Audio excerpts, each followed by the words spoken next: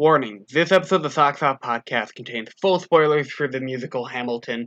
If you intend on watching the musical or listening to it or just waiting to see it when it comes on stage sometime in the future, I'd advise not watching this episode and just skipping over. But if you really don't care about spoilers or, you're already brushed up on your history and you can kind of figure, okay, here's what happens in this musical based on American history and shit like that, or, all that different stuff, or, you just don't care about spoilers and want to watch the episode, yeah, go right ahead.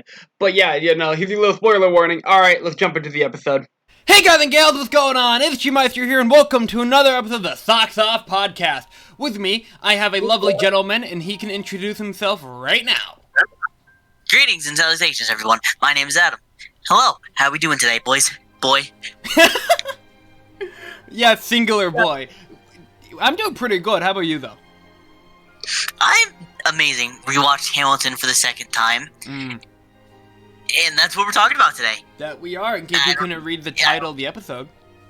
Or nail. Shout out to Noir for making that for us. Thank you. Hell yeah, Noir, doing some awesome art stuff. As always. But we're here today to talk about another piece of art, Hamilton the Musical.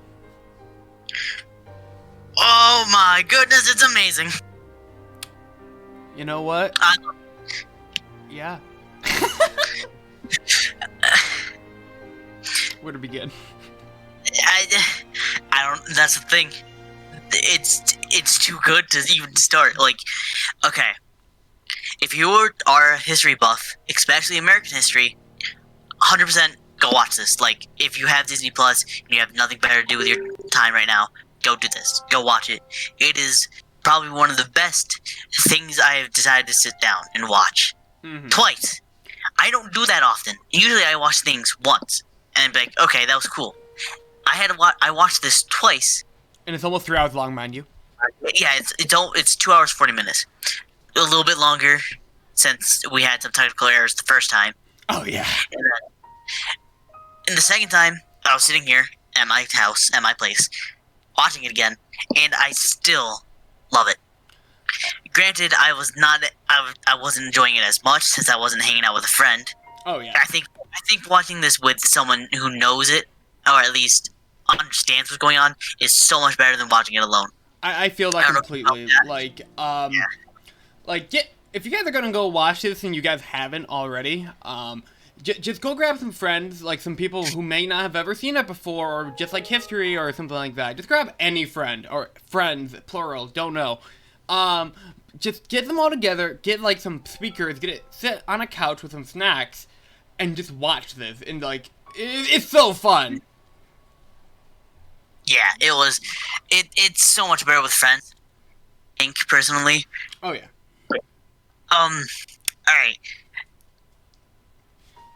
So, I'm a fan of the soundtrack, but I wasn't, like, after rewatching it, I noticed some small details, like, since I was closer, but still, I still enjoyed it. I would just much rather now listen to the soundtrack rather than watching it again for the third time. That's just me. I kind of agreed with you before initially rewatching it again. Like, freaking, okay, so, with the soundtrack, when I want to listen to Hamilton for music, all the different tracks and all that stuff, let's just say I want to listen to, like, one song or something, I'll go to the soundtrack. I'm not going to boot up Disney Plus just for one song.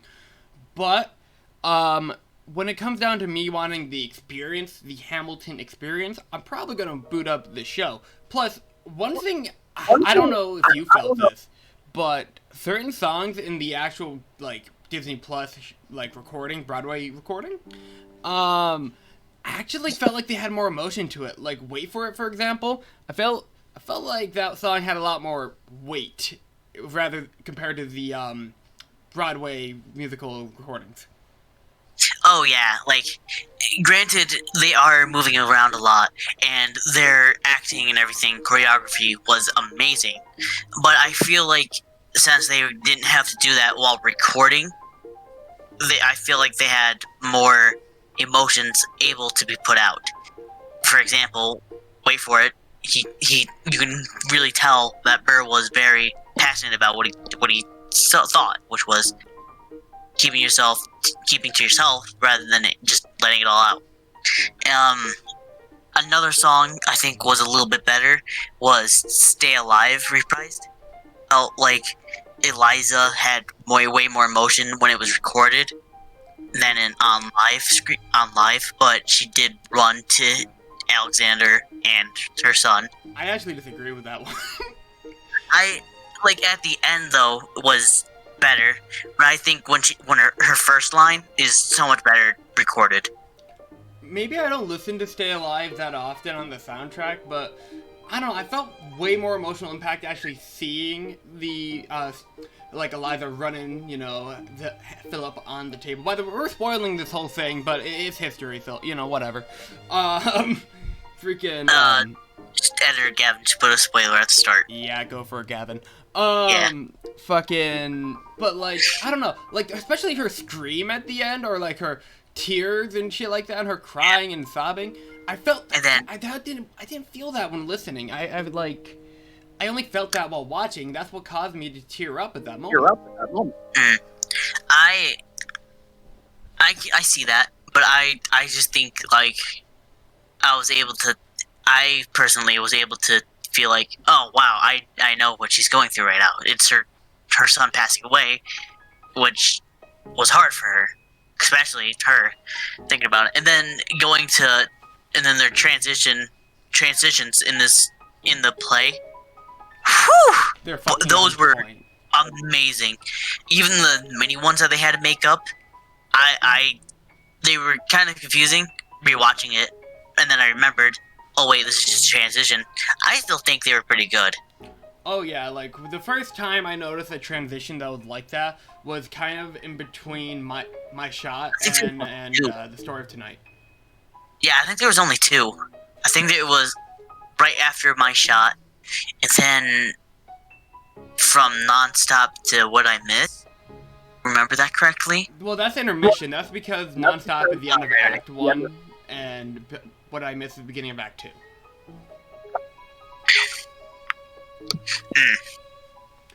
Right. There was another one. I can't remember where it was, but I know there was at least two transitions that were on the play. Wait, two transitions that were on the play or were on the play? That were on the play, my bad. Okay. I'm thinking another transition would probably be, I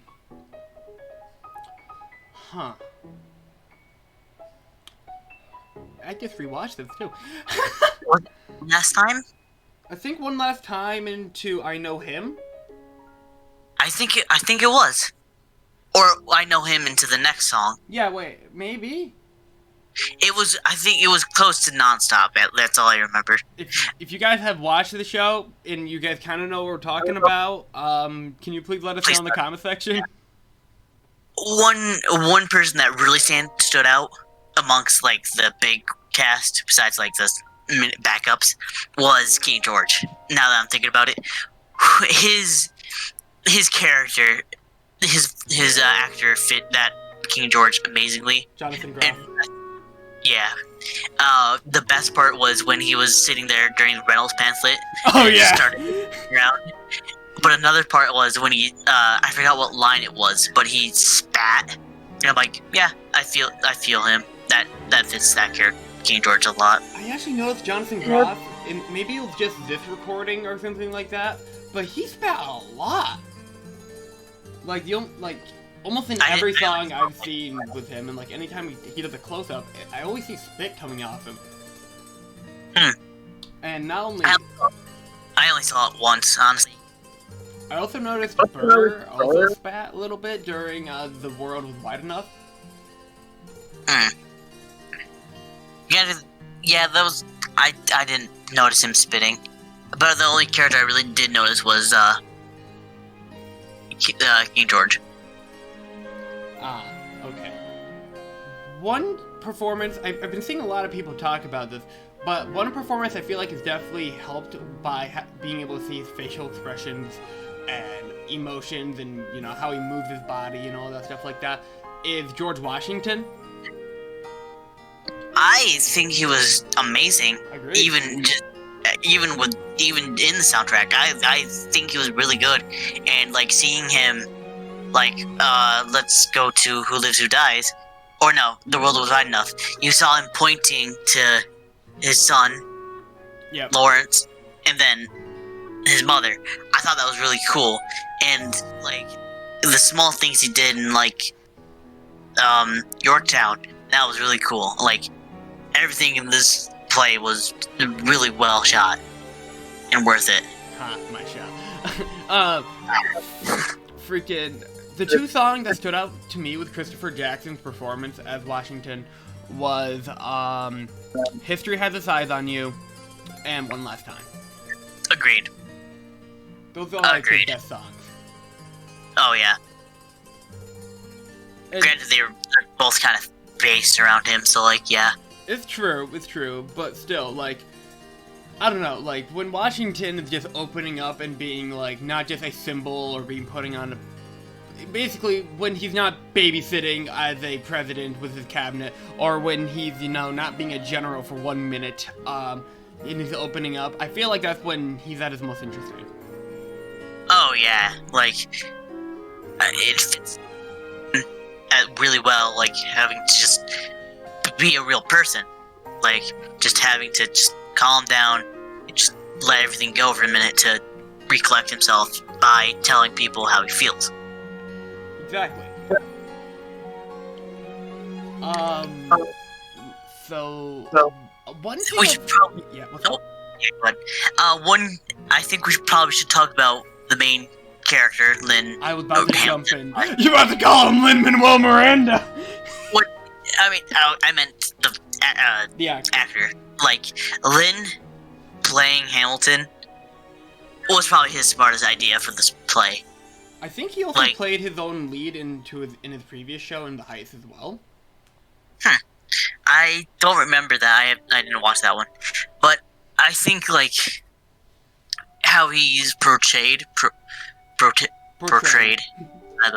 yeah, in this was amazing. I think like all of his little actions that he does the entire play / musical is very well thought out and smart. I completely agree there, but one thing I've been noticing, a lot of, like, I watch a lot of content creators that cover this show and shit like that. A lot of people have been saying Lynn's performance, especially in early Act 1, wasn't that great. Like, he wasn't stealing the show when compared to his fellow actors, which I kind of disagree. Now, maybe if you... Same here. I think he did a really good job because he wasn't. The Hamilton wasn't established yet. Like, not Yes. many people knew him, so he wasn't really the main focus. He was still like on the side of like he was still side by side with Burr, pretty much. Granted, Hamilton had some of his own moments, and so did Burr. Like, but they're still very close.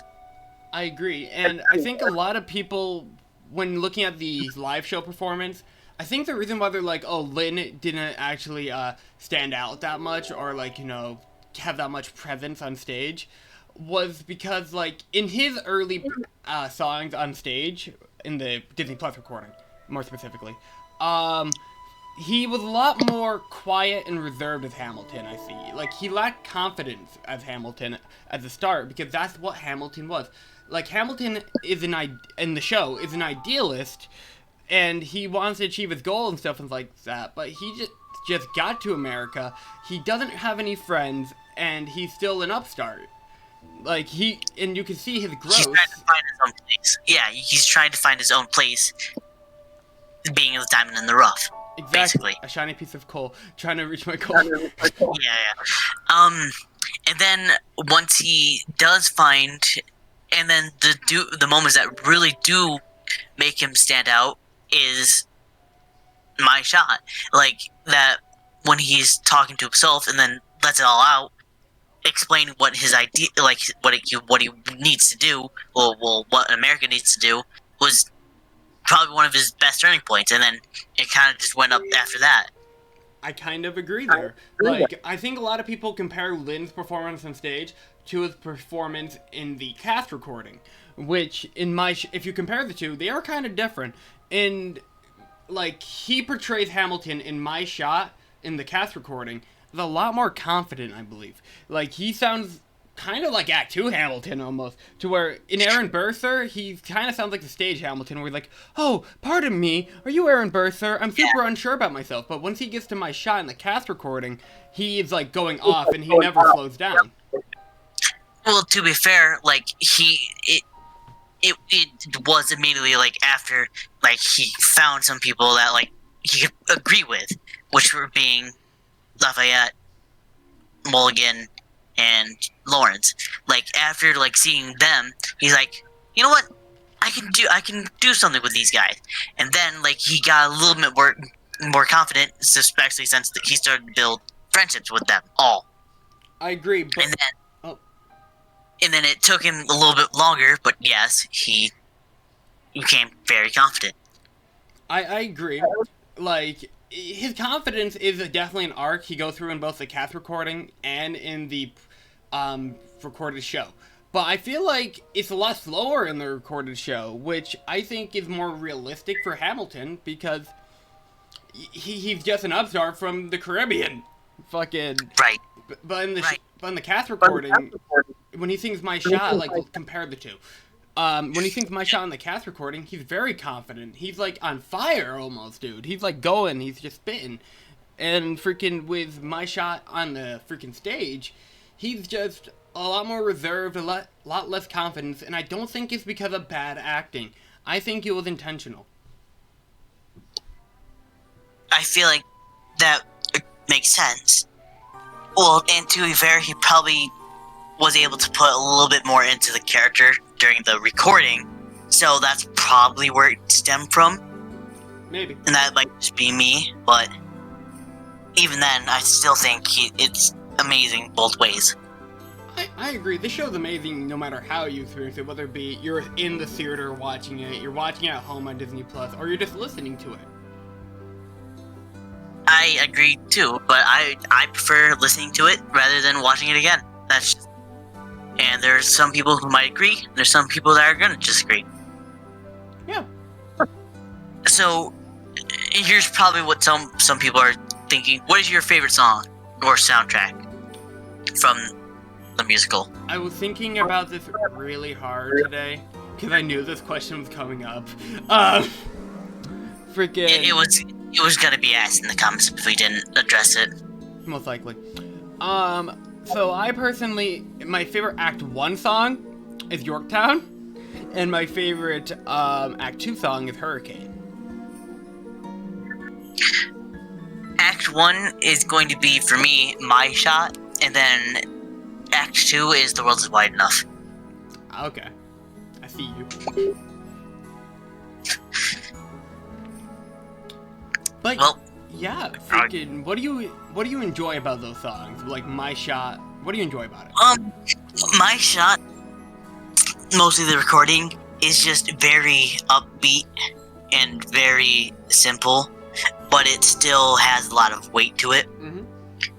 And then, like, and then Hamilton stepping back for a minute and, like, thinking, yeah, this is great and all, but there's still problems that we have.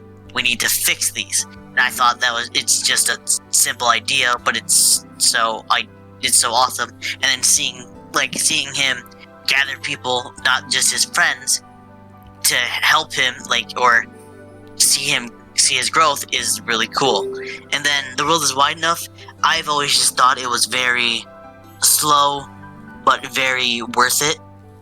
It's a little slow, but I think, the outcome was very, very welcomed to me. Granted, it did end very sadly, but I think that even that outro is amazing. I believe those are some really great songs. I think My Shot is actually a really good way to introduce your character. Even though technically it isn't the introduction, I think it's more like establish their characters. Right. You got Hamilton, who's just spitting his ideals out, and just coming up with all of his ideas and his worries and concerns, and foreshadowing his eventual death.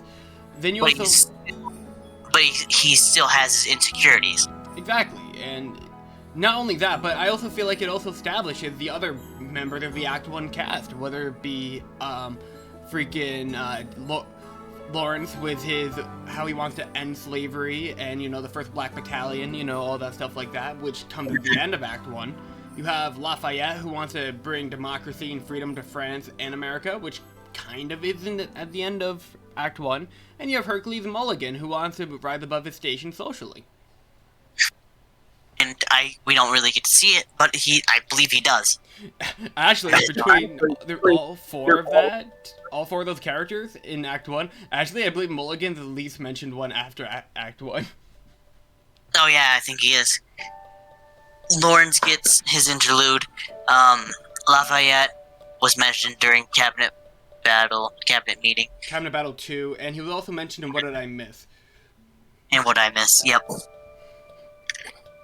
And then that one kind of helped say, like, oh, he actually got what he wanted, which was to freedom for France. Freedom for America, freedom for France.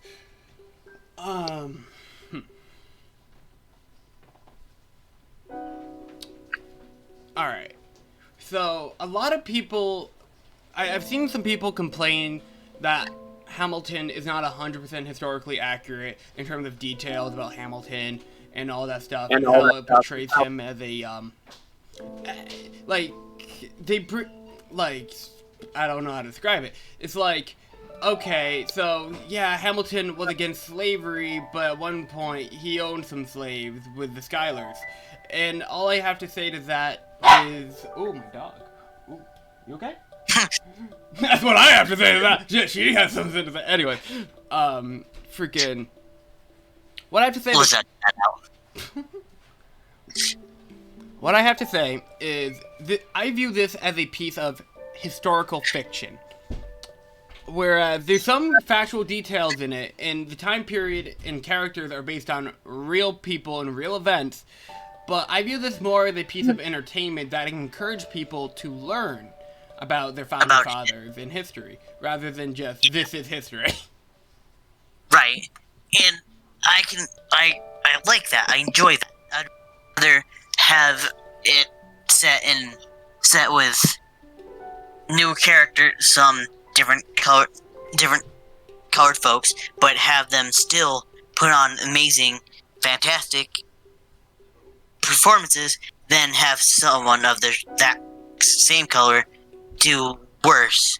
Exactly. Like, in my opinion, it's acting, boys. Like, it's not a big deal. That's how I But granted, there are some people who say, no, you gotta live by the rules. You gotta be historically accurate. Exactly. Which is a piece of fiction, it's a piece of entertainment. Boys, just have fun with it. Don't take it too seriously. That's how I view it. As long as it encourages people to learn, or it entertains people, or, makes them happy, it's all good. That's how I view it. Exactly. Granted, I would have loved to watch in person to see how it differed than recording, like, in real life, like, see if anything was different besides, like, the one you got on Disney Plus. Granted, I was not happy that they censored some stuff. Like, fuck. The F word. Yeah, like, why? But yet, shit was okay. Plus. Oh, yeah, because, okay, so, with the PG-13, in order to get it on Disney Plus, they had to give it a PG-13 rating, so they had to censor the F-bombs.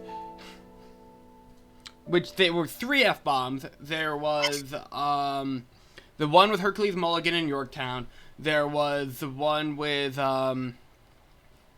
fucking, Washington on Your Side. And, I don't know, I think there was a third one, right? Oh, yeah, no, John Adams administration. John Adams, sit down, John, you fat motherfucker! Oh, yeah. That one, yeah, that's the third one. I don't think we talked about this, but I think the set was amazing. Oh yeah, with the Like turntable. the turntable, the second floor being able to be pulled in and out. I think that was really cool. I just love how everything looked, how the lighting changed every so often, especially when you hear the cannons and it quickly flash. That was really cool. Oh yeah. I do love the costumes that everyone had. They fit really well, and they were very accurate from what I've seen / saw. And I noticed this while I was watching it on my own. I don't know if you noticed this, but in Alexander Hamilton, the only character that was wearing something not like the vanilla coat and vanilla pants, right? Yeah. The only character that wasn't wearing that was Burr. And then at the end of Who Lives, Who Dies, the only character that is wearing and he does the same thing in The World Was Wide Enough / Who Lives, Who Dies. He was the only one left in a coat. Everyone else was vanilla. Aside from Hamilton alive. Yeah. He was wearing black. She was wearing her normal coat. Actually, I think she was in black. Wait, was she normal? I think she was in blue. Huh. Actually, no, you might be right. I cannot remember where. I forgot. I believe she was, but I cannot remember. When talking about the set, you mentioned how, like, it's really good design and how, like, between the turntable and the, like, upstairs moving stuff like that. I love it as well. But one thing I really appreciate about it is how simplistic it is. Oh, yeah. Like, sometimes less is more, and in that, the set isn't cluttered. You know what I mean? Even then, when they would bring in small props, it would be something very easy to pick up and then drag off stage. And sometimes you don't even realize that a new set is coming on, because it was that simple to transition into something new. For example, maybe Meet Him Inside, or Meet Me Inside. Oh, Washington's Table or something? Yeah, it was, it was a field, so there was, like, nothing out there. You heard the gunshot, people scattered around, and then it went directly into his room. Mm-hmm. Old tent, probably. One thing I appreciate about, like, the simple props that they bring on and off stage is that it allows... They integrate the prop moving and the item giving, like, whether it be a character putting on a coat, or freaking, okay, let's put this chair here, or different things like that, into the dance, into the choreography. Right. For example, let's go to Reynolds' pamphlet. They pretty much, or Your Obedient Servant. In Obedient Servant, the girl, Hamilton's giving papers to Burr, and then they have to go one by one until the last girl takes two, hands him one, teases him, and then gives him it. I thought that was pretty funny. Yeah, she teases them until Hamilton says, A.Ham, do-do-do-do-do. Yep, that was cool. And Reynolds' pamphlet, they were throwing it around, but even then, they danced and started to pick it up. Mm-hmm. And then they went into the next song. Exactly. The set is very simplistic, but it allows for different props to be moved on stage and a lot of people to be on stage to dance and do all of this choreography. Just look at Yorktown, where Hamilton standing on a parapet.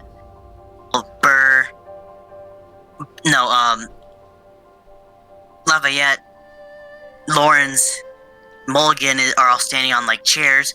Washington's standing on a table, because they're pretty much I believe they would probably be in the streets or in a bar. I think it wasn't really...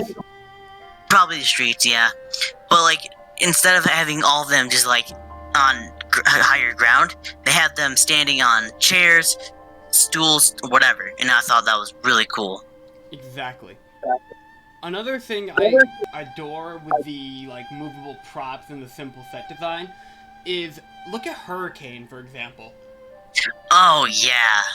Like, the way they held... Like, even, like, the people on the turntable were just slowly spinning around while holding different pieces of furniture. And it's not only, like, the people, like, the ensemble in the back. It's not just them. It's also, like, main characters in Hamilton's life also holding different props. Like, whether it be someone like Thomas Jefferson or James Reynolds. Right. Hell, if you even look above, the people who aren't on turntables that are chilling on the second floor with props, they're slowly moving just because, to replicate the effect, and I think that's so fucking cool. Very. One, and then there's also when one character is singing pretty much in their own mind. For example, my shot, you can see everyone standing around while Hamilton is singing alone, and then when he walks over to them, there's only one guy dancing, and then he leaves to let Hamilton now lead, which I thought was one of the coolest things. It's just really simple things, but it's still amazing. Oh, yeah. Another thing I personally, just adore. I don't know. It's just a small detail that you don't get when listening to, the soundtrack and shit like that. Like, the way it transitioned from, for example, Washington on Your Side to, One Last Time, freaking Thomas Jefferson at the end of Washington on Your Side walks over and hands him his, okay, I fucking quit. This is, my paper to say, yeah, I quit. And then, just Thomas Jefferson resigned this morning. And it's just oh man, he just handed him that paper. Right, yeah. Some of the transitions from song to song are pretty good. Mm-hmm. And I think it's very simple, but yet very effective. Exactly. That's pretty much what most things in this musical were. Very simple, but very efficient and very clean. Exactly. Instead of trying to be very bold and having to struggle a little bit more with transitions, it kept it simple and were able to pretty much pick up everything in a couple seconds. Exactly. When they were throwing it around, they picked it up in 5-10 seconds and then left for the next song. Mm-hmm. In order to help with the transitions, not only are they moving props for the next songs, but let's just say, for example, another one that came to my mind is lighting. So it goes Dear Theodosia, right? Both Hamilton and Burr are sitting on chairs. But then it transitions into the Lawrence interlude, and the light goes off on Burr, so we can't really see him, so he just walks off with his chair. Right. So use the light. It's so simplistic. It's this whole musical is so simple, but it's very effective. Oh yeah, I forgot what song it was, but I remember Burr was singing while they zoomed up on him, and while there was a bunch of stuff going on in the background, and then when it zoomed back out, everything was gone. And I thought that was very simple to do, but yet very effective for them. Just small little touches like that are really cool. I completely agree. And considering that this song has such a big ensemble and cast and has 48 tracks and shit like that and it's almost 3 hours long, I think they made a good move by not going crazy with the fucking set design. Oh yeah. And there wasn't even really a big backdrop in this movie at all, in this musical. Keep that in mind. Most plays, you'll see one common background, and then if there's a big scene change, then there's a second one, which they it's just switch out. Yeah. But no, you don't really focus on the background because that's not what you're really supposed to be paying attention to. But it's there. And it's just kind of like a brick wooden wall. That was about it. Exactly. But there was, and then so like you're not really meant to look there. The only thing I did notice, like, oh wow, that's cool, was Who Lives Who Dies, where you see Lawrence and Philip, and then you see that door. But that was pretty much it. That was the only time I really looked for the background. Mm-hmm.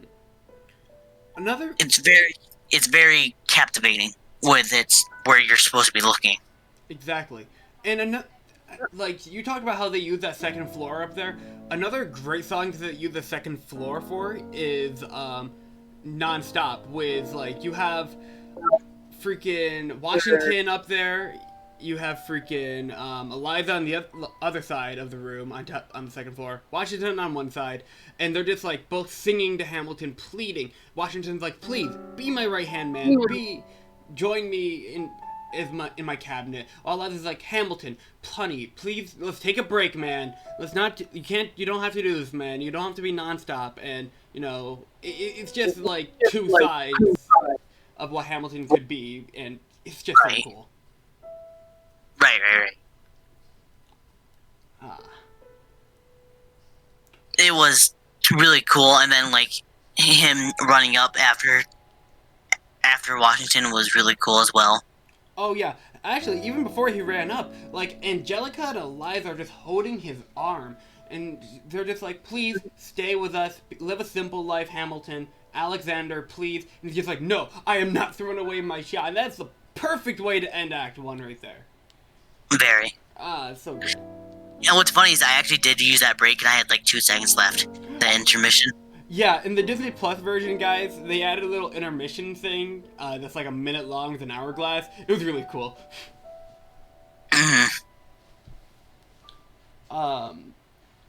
Honestly, I didn't skip past the intermission, but I didn't really use it for anything. I just watched it. I used it. Because I had to use the bathroom anyway, so I'm like, you know what? I'll use it. Alright. Oh, another cool thing they did for this Disney Plus release was with the Walt Disney logo at the beginning, is they had like the 10 commandments. Oh yeah, that was cool. It was very cool. And another thing, it's just like, oh my gosh, here's another good thing about this musical. Guys, if you don't get it by now, go fucking watch it or listen to it. We loved it. We love it. But, like, another thing this musical does, unlike a lot of other musicals, I mean, I've listened to a few musicals, but, like, this musical has a shit ton of motifs, as in, like, a lot of reoccurring events, or themes and stuff like that. Like, Hamilton's motif is kind of like, my shot, or, you know, different shit like that. Burr's is, wait for it, and Angelica has her satisfied theme, and, you know, freaking, there's so much, there is so much. Yeah, there is. There is. Eliza's being helpless. Exactly, and freaking Washington's being history has its eyes on you. And I don't think Jefferson really had a motif. Actually, wait, Washington on your side. Right. Kind of, because like Washington on your side was like he sung the song, and then in the election of 1800, though, like it might be nice to have Hamilton on your side. Which, by the way, which song did you prefer in Act 2? The more personal songs or the political songs? I preferred the personal songs. I feel like it built a little bit more character. But the political songs, even then, were not that bad at all. Like they were both pretty good. But personally, I liked the personal songs. I completely agree there. Like the personal songs are really great. Like stuff like with Hamilton's personal life, whether it be his family or him having an affair or right. Shit like that. Freaking. By the way, this I know if you're in this far, you're probably either like, okay, I don't know anything about Hamilton, but I should probably go watch it, or you're just looking for an opinion at this point. But if you are like a parent or a older sibling or something listening to this or watching this, whatever you want to do, in Hamilton's on Disney Plus, mind you, they may have censored a couple F-bombs, but there is still a lot of sensitive content in this musical. There's a lot of death, war, alcohol references, freaking, there's a sex scandal that's like a major plot point in this. So, you know, just because it's on Disney Plus doesn't mean don't let your 4-year-old brother watch this or whatever. And, yeah, I just had to let you know quick, that's all, guys. Just because it's on Disney Plus. They also have a Hamilton Who Lives, Who Dies, Who Tells You Story thing on Disney Plus, which I should check out, with Lin-Manuel Miranda. I don't know anything about it yet, but I saw that in my recommendations. I also saw that, and I was thinking about watching it, but I'm like, maybe another time, because there was also, yeah, History Has Its Eyes on You. Well, no, Who Lives, Who Dies, for Lin-Manuel. I thought that, but I never watched it. But there was also a in-depth look into the musical itself, and I thought, hey, that would be really cool to watch. So I'm thinking about watching those. I think it's really cool how they decided to release this instead of having to like have you buy it or something like that. Well, besides buying Disney Plus. I actually believe before, when they first announced this version of Hamilton, this cut of it, this freaking Broadway recorded version, they actually were going to release it in theaters next year, but instead, because, you know, this happened. The C virus. The C bad virus. Yeah, that thing. That thing happened. And then Lin-Manuel Miranda was like, okay, Broadway's closed, no one's having any musical theater stuff going on. Maybe the world needs some of this. Maybe the world or the people need something to make them happy, or, you know, get a little treat, you know? And I 100% agree. I think having this in Disney Plus rather than in another theater, probably the smartest thing he could have done. I agree. And now it shall go down in history. Yeah. Honestly, I kind of want them to do this for more musicals now, like this kind of Oh, cut. yeah. I think that would be a really cool idea, instead of having to, like, keep them Broadway exclusive. Exactly. Even if you have to buy, like, streaming services, I wouldn't mind at all. Except YouTube's. I wouldn't buy YouTube's. Just saying. Yeah. But freaking, like, there's so many musicals out there. There's so many, like, great. The point being, there's a lot of great musicals out there that deserve to be watched and seen. And I don't want to break my bank by going to Broadway to see them. Right, because Broadway is very expensive. Exactly. So, like, having to deal with that, and then also, like, buying food for the show, buying drinks are also very expensive. Getting a hotel room. In a hotel room, probably. Plus, not like, even all of to it. mention that the original cast can't keep performing for every musical every time. Right. So this That's is a why great way to there's preserve it. certain places, yeah. And I think that's really smart, and I would really love to see more musicals do that. For example, Dear Evan Hansen. Fuck I would watch. I forgot what it's called, but there's a really small one called like Other Side or something like that. I can't remember. I've heard that's pretty good. I listened to one song and I liked it. Oh yeah. Oh no, it was called Hadestown. It took me way too long to remember that. Adam, do you want me to send you musicals sometime? Maybe. I gotta get through my own Alright. stuff first.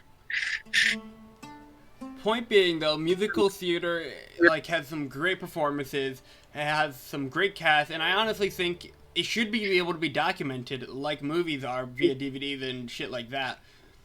Exactly. And it sucks that like musicals are allowed to be recorded. Not legally. Freaking. Yeah. Actually, if I've actually seen this happen before, I heard stories about it. Some guy tried to film Hamilton, like, on their phone and, like, 3 rows back or whatever, or, like, on the top floor or something like that in the theater. And Lynn fucking just stopped, and he was all like, "Hey, stop it! Put your camera down!" I heard about that. In the middle of the show! I think that's amazing. And apparently... what's that? Great, like, yeah, I know it's wrong, but, like, I feel like musicals should start let recordings happen of, like, no, I mean, not legally, but I mean, like with actual cameras and stuff. But, like, I feel like they should start start recording, and then let people see what was put into these really good shows, probably. Just like this Hamilton. Yeah, and I'm very glad that Hamilton was put on to Disney Plus. I agree. Freaking, like, it's It's really interesting. Like, yeah, like, it's amazing. I don't think there's much we can really say besides it's good. Hamilton is really good, and if you haven't listened to it, if you haven't watched it, Give it a try. give it a shot. Try. Like, maybe if you watch it, it might throw you off a little bit because this is literally nothing but music. Very. Like, it's 95% music, bro. Yep. Which some musicals aren't that way. Like, I've seen several musicals that aren't freaking like that at all, where there's like actual dialogue scenes in between and stuff like that. But Hamilton is non-stop. See what I did there? No, it's non-stop music. Pretty much, yeah. And it kind of just happens like that. And I don't think this really needed commentary. And even then, the commentary was almost sprinkled in the music itself. Mm-hmm. For example, the room where it happens, when Burr and Hamilton were talking, it was kind of just dialogue back and forth. Mm-hmm. Which Now, even something we should recommend: don't watch this on shuffled. oh yeah, like listening to Hamilton on shuffle is fucked up. Like, one minute, you'll be like, I am not throwing away my shot. I am not throwing away my shot. It's quiet uptown. Excuse me. Forgive me. Oh, my gosh. Yeah. Shuffle Hamilton is not good. It's an experience. We did it once, and we got repeats like 3 or 4 times. Oh, yeah, I think we got, like, Aaron Burr a couple times. Yep. And it's just... Oh, yeah, I remember, like, we got Winter's Ball once, and it was like, hey, stay alive. Yeah. It's funny, but, like, it's... If you have no idea what's going on, then it can be very confusing. Mm-hmm. Oh, and by the way, I have a question for those of you who have seen it and watched the, freaking Disney Plus version. The first time you guys watched it, whether it be with friends or alone or whatever, did you guys sing along?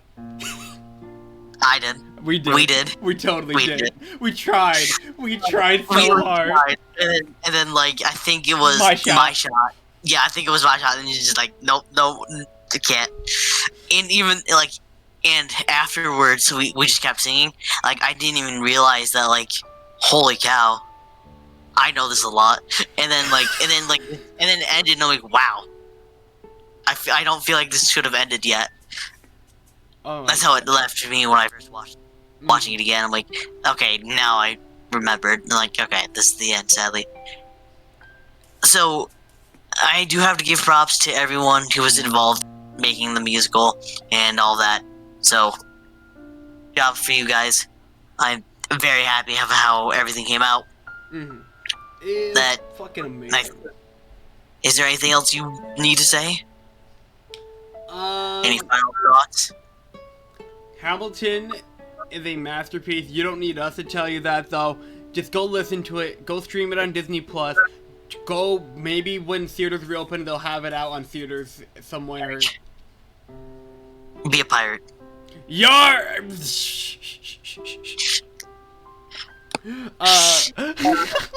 But yeah, I have nothing to say. Fucking amazing musical. I know it like the back of my hand. Adam does as well. Yep, there's still some songs that I'm not completely sure on.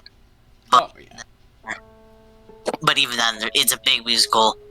But it was very, very worth it watching this. Oh yeah, it was definitely worth the wait. I'm willing to wait for it. Ha ha ha. Okay, what was your favorite character in the play, by the way? Musical. Aside from Hamilton? Yeah, from Hamilton. Besides Hamilton. Besides Hamilton? Yeah. Either Washington or Eliza, believe it or not. I think Aaron was pretty good. Washington is pretty good. And then I think you would probably go to Lawrence. You really like Lawrence? I really do. I liked pretty much everyone. everyone in this cast is phenomenal. Even fucking minor characters like Samuel Seabury. Oh yeah, that was good. Oh my god. I'm a general. Whee! Oh, Charles Lee. Charles Lee, yeah. Fucking. Oh my god. I'm General. Whee! Yeah, that's not the guy I would have gone with. He's got the bed at the back. Oh yeah. Oh my gosh. But yeah. I'm just gonna give it a future, Gavin, and yeah, see you guys next time and shit. Have a good day. Yep, have a good. Hey guys and gals, what's going on? It's Future Gavin, and as per usual, I'm here to give you guys the outro for this episode of the Socks Off Podcast. So, I just want to thank Adam for coming on this episode of the podcast and talking to me about Hamilton. He actually came down from Kentucky recently, and we watched it together, like when it first came on Disney+. And since we're such big fucking nerds and shit like that, and fucking geeks for this stuff, oh my gosh, it was such a fun experience watching it with him. I'm really happy he came down. I'm really happy he came on this episode of the Socks Off Podcast. He's a great lad, though, for those of you who have been watching the podcast for a while now, you already know that. So, you know, no sense, you know, repeating, yeah, you get what I mean. You get what I mean. But you know what? He's such a great lad. You guys should go check out his YouTube channel in the link in the description down below or in the end cards. Or you can also follow him on Twitter. You know, no harm in doing that. It's free. And, yeah, freaking, he's just a great lad. And I really want to thank him for coming on this episode and spending time with me when he came down and visited in New York. It was great, Adam. And you were great on this episode, my guy. We also should thank our artist, Noir. For those of you who've been watching the show for a while, you already know who he is.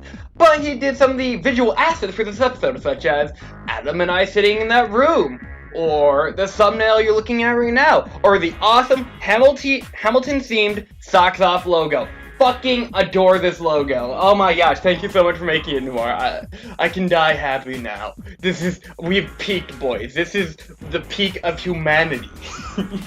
But yeah, legitimately though, thank you, Noir, for being a mad lad and providing us with all these awesome visual assets as per usual.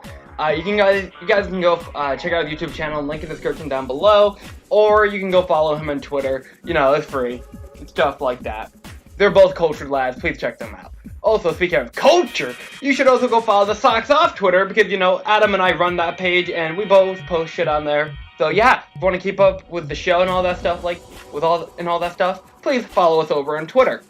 Also, you guys should also go check out the Facebook page ran by my friend Jacob. He's been on previous episodes of Socks Off, by the way. So yeah, he's a good lad. He's a mad lad. Go check him out on Facebook. You know, this Facebook page is freaking great. He does a good job with it.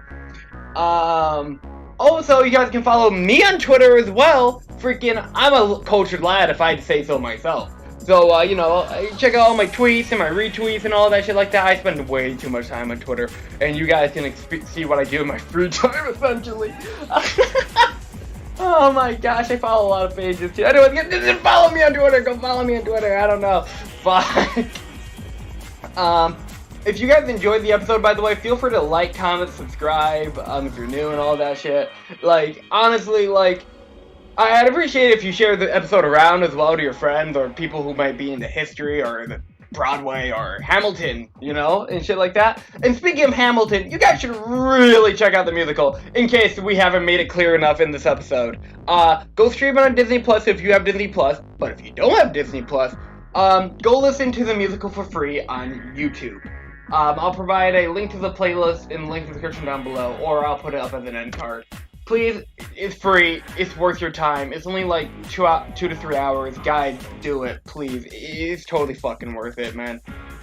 And, yeah. With all that said, I'm just gonna sleep now, and I'll see you guys in the next episode of the Socks Off Podcast. Peace out, Meister out. Have a great day, everyone!